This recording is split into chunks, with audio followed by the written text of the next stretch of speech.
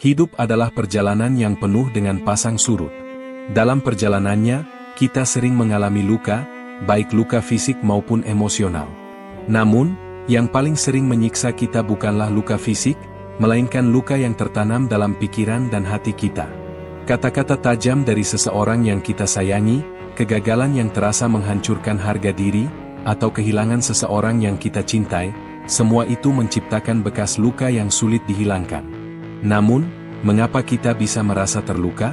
Apakah luka itu sesuatu yang benar-benar nyata, ataukah hanya refleksi dari cara kita memandang sesuatu? Filsafat Stokisme menawarkan perspektif yang berbeda. Luka tidak berasal dari dunia luar, melainkan dari cara kita bereaksi terhadapnya. Dalam bab ini, kita akan membahas sumber utama dari rasa sakit emosional, bagaimana manusia secara alami bereaksi terhadap luka, dan bagaimana Stokisme memberikan sudut pandang yang bisa membebaskan kita dari penderitaan. 1. Sumber utama rasa sakit emosional. Sebelum kita berbicara tentang bagaimana Stokisme bisa membebaskan kita dari luka, kita perlu memahami terlebih dahulu dari mana asal luka itu. Berikut adalah beberapa sumber utama rasa sakit emosional. A. Ekspektasi yang tidak terpenuhi. Salah satu penyebab utama dari rasa sakit emosional adalah ekspektasi. Kita berharap orang lain bersikap baik kepada kita, tetapi mereka justru bertindak sebaliknya. Kita berharap usaha kita akan membuahkan hasil yang baik, tetapi realitas berkata lain. Misalnya, seorang pekerja keras berharap dipromosikan karena telah bekerja dengan dedikasi selama bertahun-tahun. Namun, ketika promosi justru diberikan kepada orang lain, ia merasa kecewa, marah, dan terluka. Dalam filsafat Stokisme, ekspektasi yang tidak realistis adalah salah satu sumber utama penderitaan. Kita seringkali menggantungkan kebahagiaan kita pada sesuatu yang berada di luar kendali kita. Saat kenyataan tidak sesuai dengan harapan, kita merasa sakit hati. B. Ketergantungan emosional pada orang lain. Sebagian besar dari kita menggantungkan kebahagiaan pada bagaimana orang lain memperlakukan kita. Kita ingin dihargai, dicintai, dan diakui oleh orang lain. Namun, ketika seseorang mengabaikan atau mengecewakan kita, kita merasa terluka. Ketergantungan emosional seperti ini membuat kita rapuh.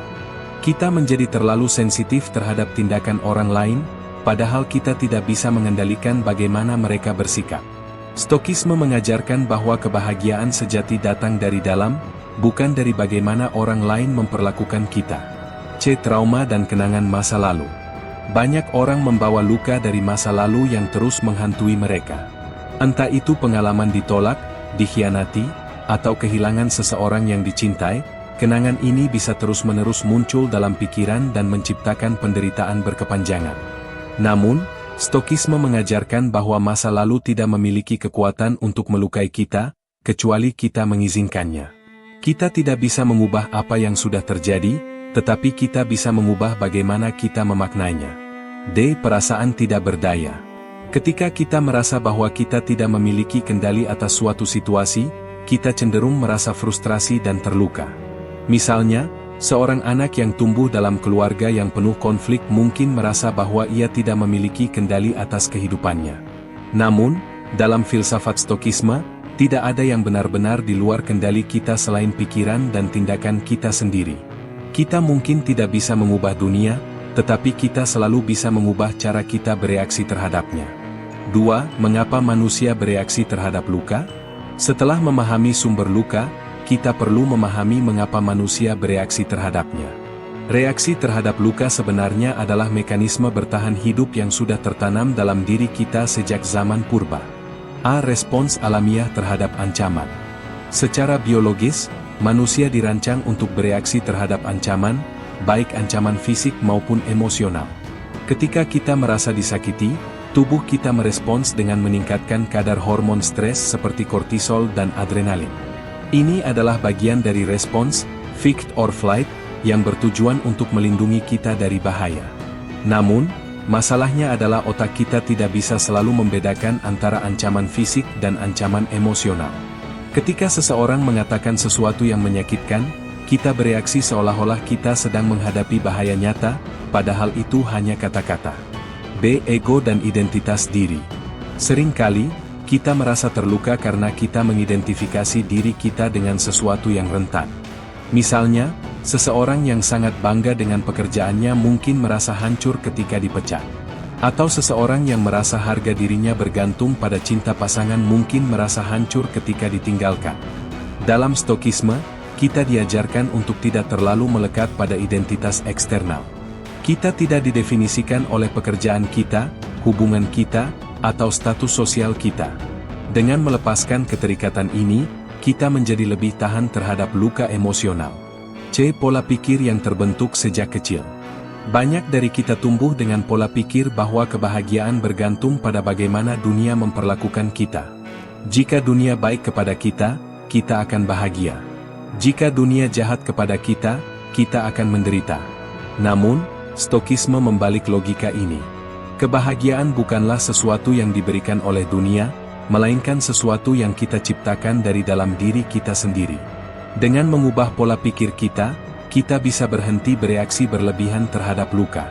3. Bagaimana Stokisme melihat penderitaan? Stokisme menawarkan cara pandang yang sangat berbeda terhadap penderitaan.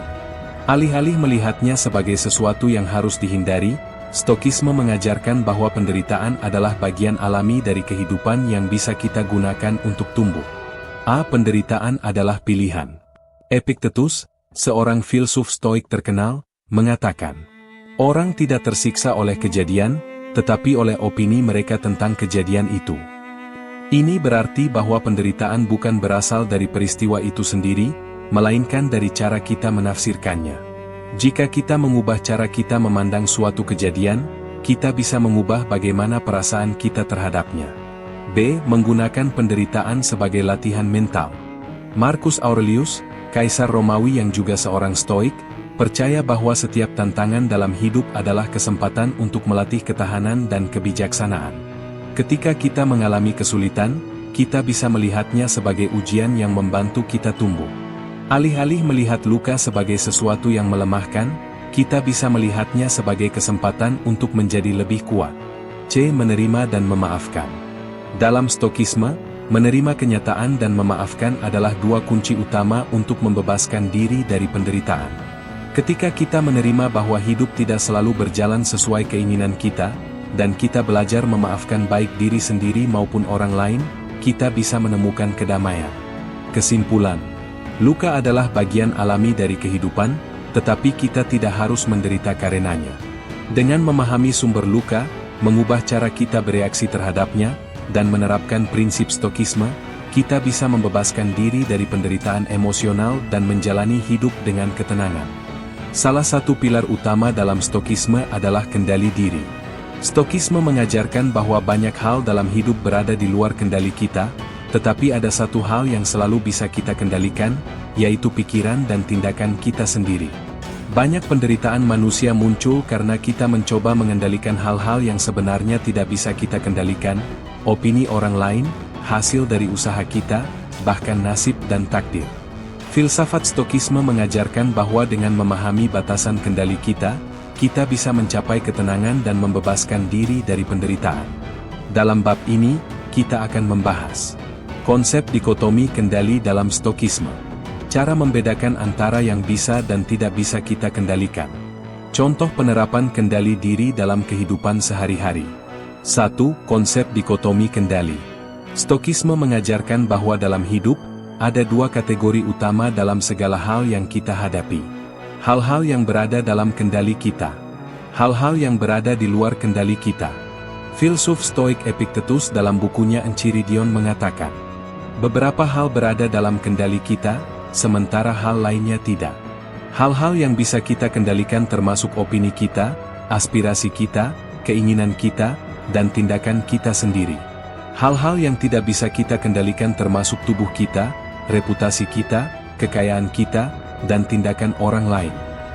Dengan kata lain, Stokisme mengajarkan bahwa sumber utama penderitaan manusia adalah mencoba mengendalikan sesuatu yang di luar kendalinya. A. Apa yang bisa kita kendalikan? Menurut Stokisme, satu-satunya hal yang benar-benar bisa kita kendalikan adalah pikiran, sikap, dan tindakan kita sendiri.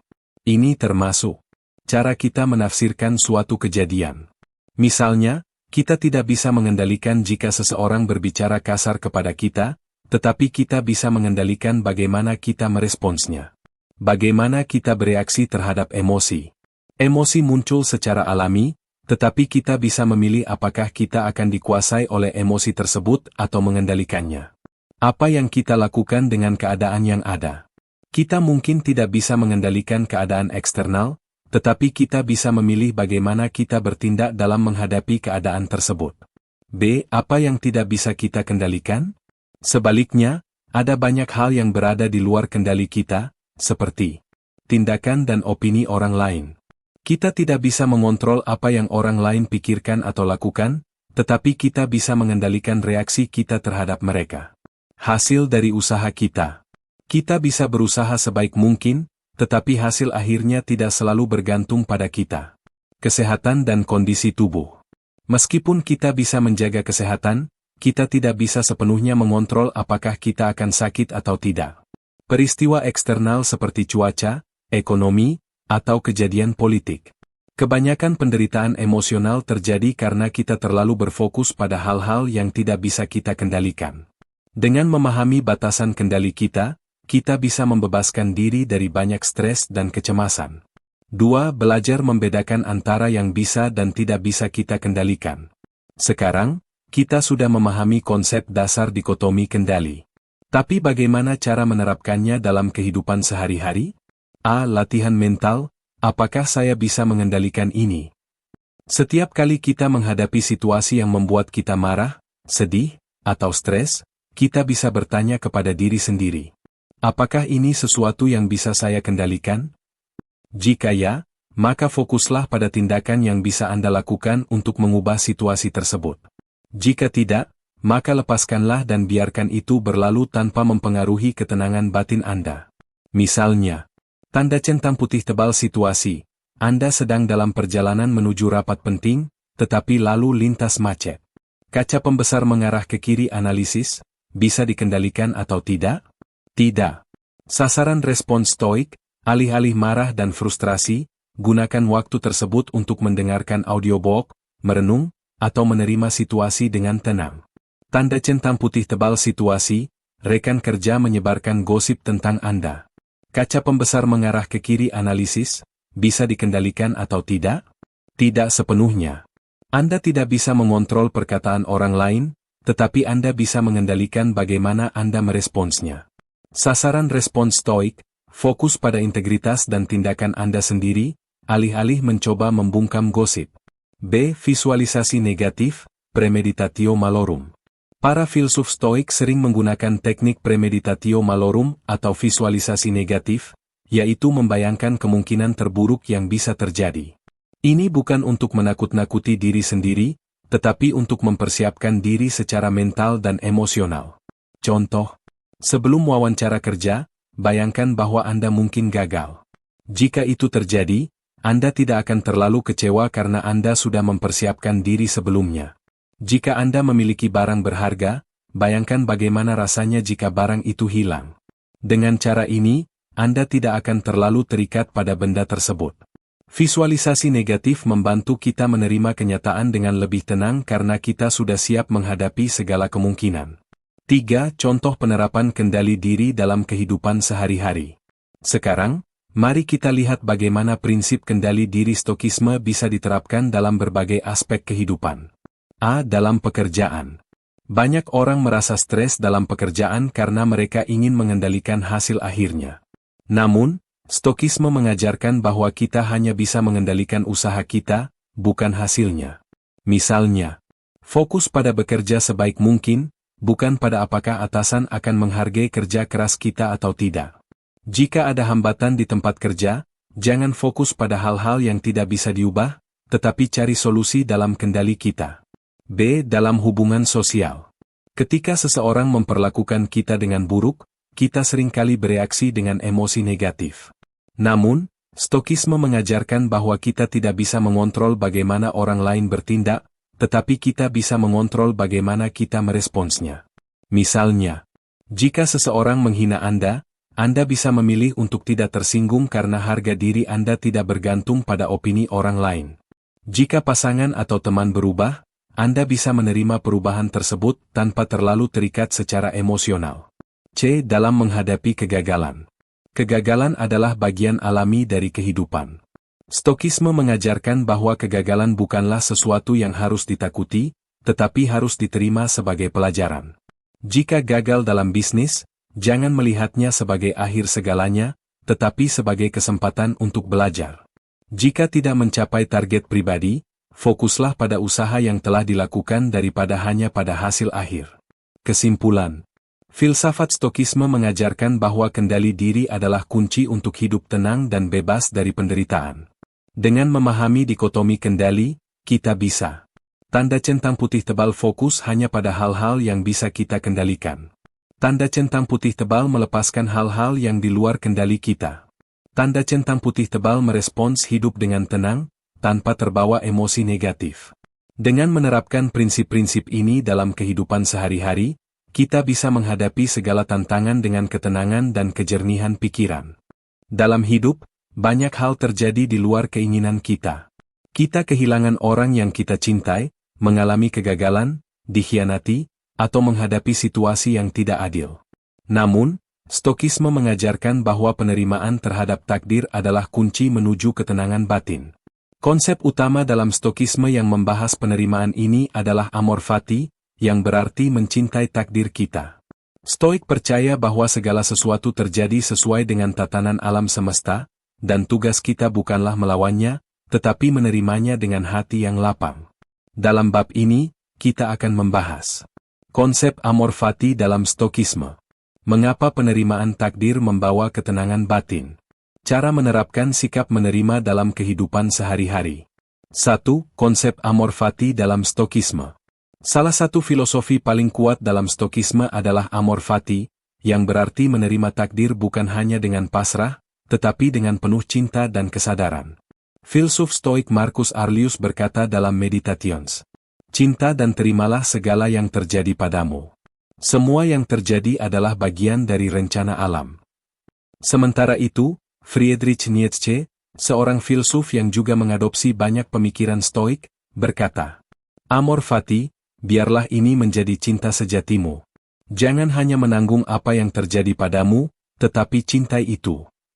Apa maknanya? Tidak melawan takdir. Ketika sesuatu terjadi di luar kendali kita, tidak ada gunanya mengutuk keadaan. Yang terbaik adalah menerima dan menyesuaikan diri. Melihat segala sesuatu sebagai bagian dari perjalanan. Bahkan kejadian buruk pun memiliki peran dalam hidup kita.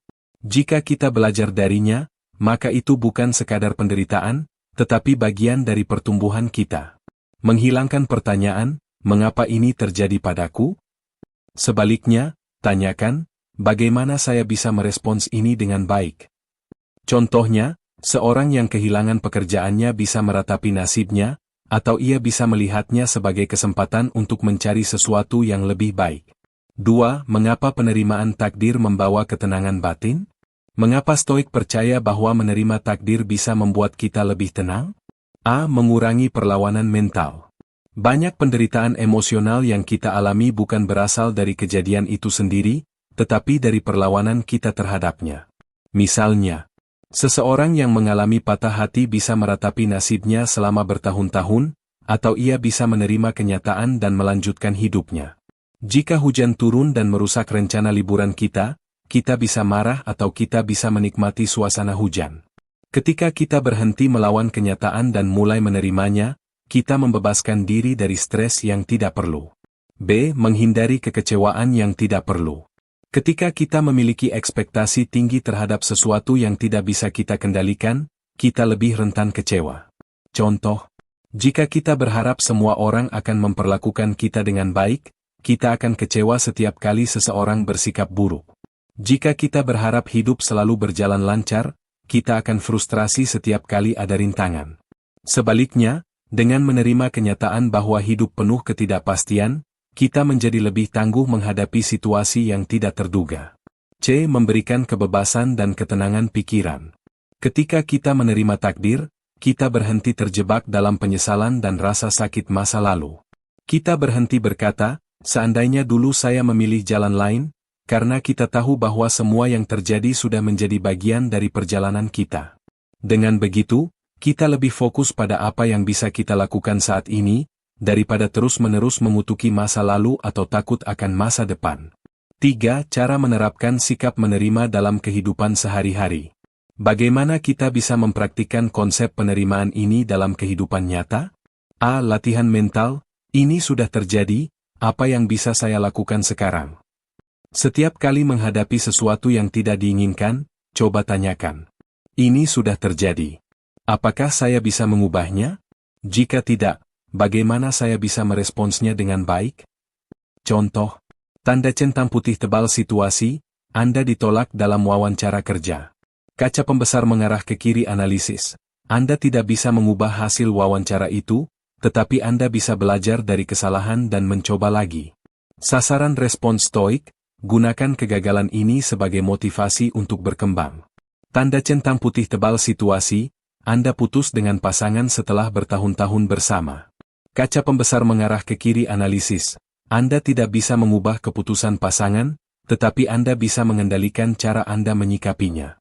Sasaran respons stoik, fokus pada pertumbuhan pribadi dan lihat ini sebagai bagian dari perjalanan hidup Anda. B. Berhenti berandai-andai tentang masa lalu. Banyak orang terjebak dalam pemikiran seperti, seandainya saya memilih pekerjaan lain. Seandainya saya tidak melakukan kesalahan itu. Padahal, masa lalu tidak bisa diubah. Yang bisa kita lakukan hanyalah mengambil pelajaran dan melanjutkan hidup dengan lebih bijak. C. Melihat kejadian buruk sebagai guru kehidupan. Filsuf Stoik Seneca mengatakan, kesulitan memperkuat pikiran, seperti kerja keras memperkuat tubuh. Artinya, setiap kesulitan bisa menjadi pelajaran berharga jika kita menghadapinya dengan sikap yang benar. Contoh, jika Anda pernah mengalami kegagalan bisnis, itu bisa menjadi pelajaran berharga untuk sukses di masa depan. Jika Anda pernah dikhianati, itu bisa menjadi pengalaman yang mengajarkan Anda untuk lebih berhati-hati dalam memilih orang kepercayaan. Dengan cara ini, kita berhenti melihat kejadian buruk sebagai kutukan, tetapi sebagai guru kehidupan. D. Menggunakan meditasi stoik, merenungkan kematian, memento mori. Salah satu latihan mental dalam stokisme adalah memento mori, yang berarti, ingatlah bahwa kamu akan mati. Filsuf Epictetus berkata, kamu bisa meninggal kapan saja. Oleh karena itu, jalani hidupmu dengan penuh makna. Dengan merenungkan kematian, kita menyadari bahwa hidup ini terlalu singkat untuk dihabiskan dalam kemarahan dan penyesalan. Tidak ada gunanya menyimpan dendam atau mengkhawatirkan hal-hal kecil. Kita harus fokus pada hal-hal yang benar-benar penting dalam hidup. Memento mori membantu kita menerima kenyataan bahwa hidup tidak selalu berjalan sesuai keinginan kita, dan itu tidak masalah. Kesimpulan, filsafat stokisme mengajarkan bahwa menerima takdir dengan hati yang tenang adalah kunci menuju kebebasan batin. Dengan mempraktikkan amor fati, kita bisa tanda centang putih tebal berhenti melawan kenyataan dan mulai menerimanya dengan ikhlas. Tanda centang putih tebal melepaskan ekspektasi yang tidak realistis dan mengurangi kekecewaan. Tanda centang putih tebal melihat setiap kesulitan sebagai bagian dari perjalanan hidup yang berharga. Ketika kita berhenti melawan hal-hal yang di luar kendali kita dan mulai menerima segala sesuatu dengan hati yang lapang, kita akan menemukan ketenangan sejati. Setiap manusia pasti menghadapi berbagai emosi dalam hidupnya, marah, kecewa, sedih, takut, dan frustasi. Emosi adalah bagian alami dari diri kita, tetapi stokisme mengajarkan bahwa kita tidak boleh dikuasai oleh emosi tersebut. Bayangkan sebuah kapal di tengah badai. Jika kaptennya panik dan membiarkan ombak mengguncang kapal tanpa kendali, kapal itu bisa hancur. Namun, jika ia tetap tenang dan mengendalikan arah kapal dengan baik, badai pun bisa dilewati dengan selamat. Begitu pula dalam hidup. Emosi negatif adalah badai, dan kita adalah kapten kapal. Jika kita membiarkan emosi mengendalikan kita, hidup akan terasa berat dan penuh penderitaan. Namun, jika kita bisa mengendalikan emosi dengan bijak, kita bisa menjalani hidup dengan lebih tenang. Dalam bab ini, kita akan membahas mengapa emosi bisa menjadi penghalang dalam hidup? Bagaimana stokisme mengajarkan kita untuk mengendalikan emosi? Latihan praktis untuk menguasai emosi dalam kehidupan sehari-hari. 1. Mengapa emosi bisa menjadi penghalang dalam hidup? Emosi yang tidak terkendali dapat merusak berbagai aspek kehidupan kita. Berikut adalah beberapa dampak negatif dari emosi yang tidak terkendali. A. Emosi negatif membuat kita kehilangan kendali. Saat kita dikuasai oleh amarah atau kesedihan, kita cenderung bertindak tanpa berpikir. Akibatnya, kita mengatakan sesuatu yang menyakiti orang lain. Kita membuat keputusan yang buruk. Kita menyesali tindakan kita setelah emosi mereda. Contoh, bayangkan Anda sedang terjebak kemacetan dan seseorang memotong jalur Anda. Jika Anda membiarkan emosi mengambil alih, Anda mungkin akan marah, membunyikan klakson dengan keras, atau bahkan membalas dengan tindakan berbahaya. Tapi apakah itu akan menyelesaikan masalah? Tidak.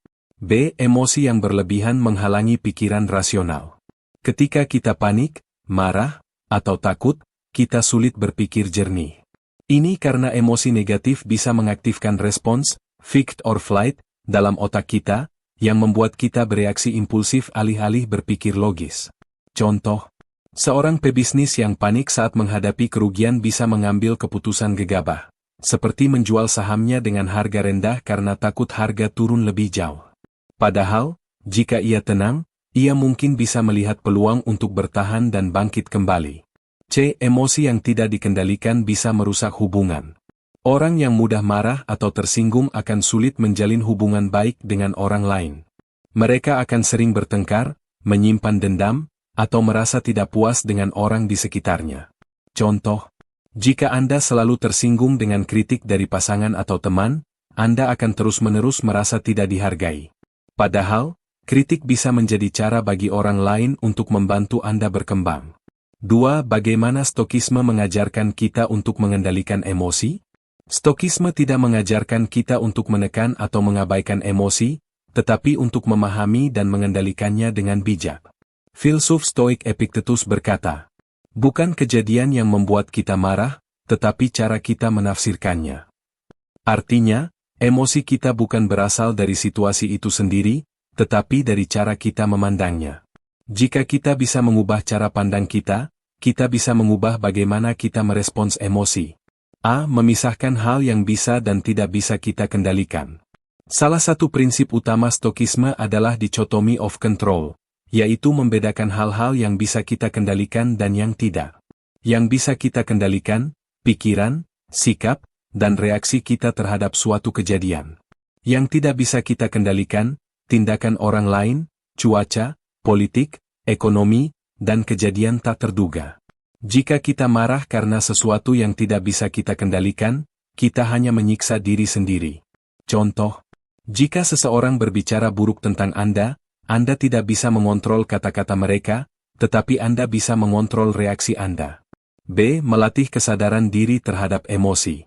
Saat kita mulai merasa emosi negatif muncul, Stokisme mengajarkan kita untuk mengamati emosi tersebut tanpa bereaksi berlebihan. Cara melakukannya.